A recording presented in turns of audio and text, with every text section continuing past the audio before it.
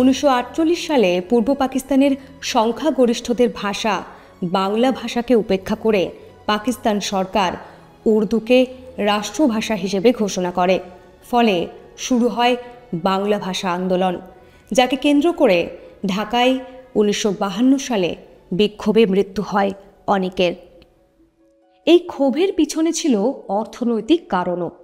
পূর্ব পাকিস্তান পাট রপ্তানি করে ভালো আয় করলেও পশ্চিম পাকিস্তানের মতো বিনিয়োগ পাচ্ছিল না এবং উন্নয়নের দিক থেকেও পিছিয়ে ছিল।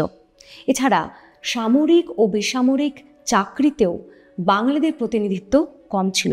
এক প্রকার পশ্চিম পাকিস্তানের দ্বারা পূর্ব পাকিস্তান কোণঠাসা ছিল।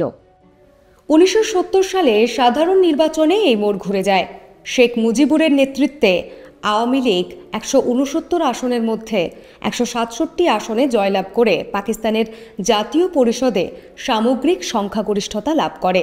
তবে পশ্চিম পাকিস্তানের নেতারা, বিশেষ করে জুলফিকার আলী ভুট্টো এবং জেনারেল ইয়াহিয়া খান, শেখ মুজিবের কাছে ক্ষমতা হস্তান্তর করতে অস্বীকার করে, যার ফলে সাংবিধানিক সংকট দেখা দেয়।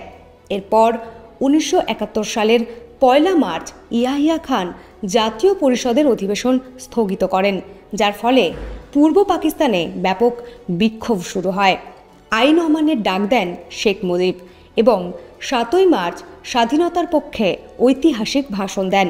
এরপর পাকিস্তানি সেনাবাহিনী বাঙালি জাতীয়তাবাদকে দমন করার লক্ষ্যে 1971 সালের 25 মার্চ রাতে অপারেশন সার্চ লাইট শুরু করে।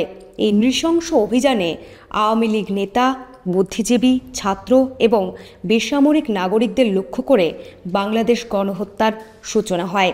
এই সংঘাতের সময় প্রায় 3 লাখ থেকে 30 লাখ বাঙালি নিহত হয়েছিল এবং 2 লাখ থেকে 4 লাখ নারী ধর্ষিতা হয়েছিলেন।